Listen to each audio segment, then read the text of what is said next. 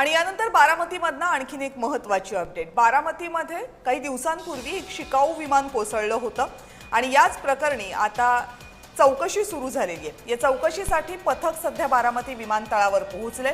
डीजीसीएचं पथक हे बारामती विमानतळावर या अपघातासंदर्भात चौकशी करते।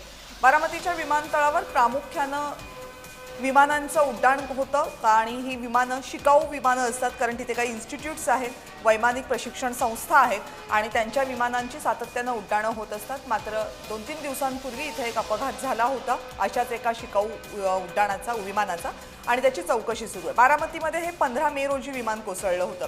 अजित पवार यांचा अपघात बारामतीच्या याच विमानतळावर झाला होता आणि त्यानंतर या विमानतळावर लगेचच हा दुसरा अपघात झाल्यामुळे अनेक चर्चा सुरू झाल्या होत्या। आता डीजीसीएने या संदर्भातली चौकशी सुरू केली।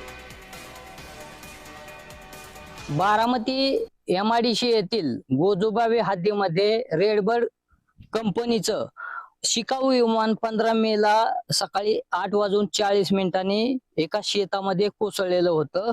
हे शिकाऊ विमान कशामुळे कोसळलं याची मात्र अद्याप माहिती मिळालेली नाही। या संदर्भात डीजीसीआयचे अधिकारी जे आहेत ते या एमआयडीसी येथील रेडबर्ड कंपनीमध्ये दाखल झाल्याचं आपल्याला पाहायला मिळत आहे। खऱ्या अर्थाने या कंपनीचं आता या अधिकाऱ्याच्या माध्यमातून ऑडिट देखील केलं जात असल्याचं आपल्याला माहिती मिळालेली आहे आणि या रेडबर्ड कंपनीचं शिकाऊ विमान सातत्याने कोसळत आहेत। खऱ्या अर्थाने आता डीजीसीआयच्या माध्यमातून अधिकाऱ्याकडून या कंपनीचं ऑडिट होत आहे, तपासणी केली जात आहे। शिकाऊ जे पायलट आहेत त्यांची देखील चौकशी केली जात आहे। खऱ्या अर्थाने आता हे विमान सातत्याने रेडबर्ड कंपनीचं कशामुळे कोसळतात यामुळे आता हे सर्व जी माहिती आहे ते डीजीसीआयच्या माध्यमातून घेतली जात आहे। नवनाथ बोरकर, जय महाराष्ट्र न्यूज, बारामती।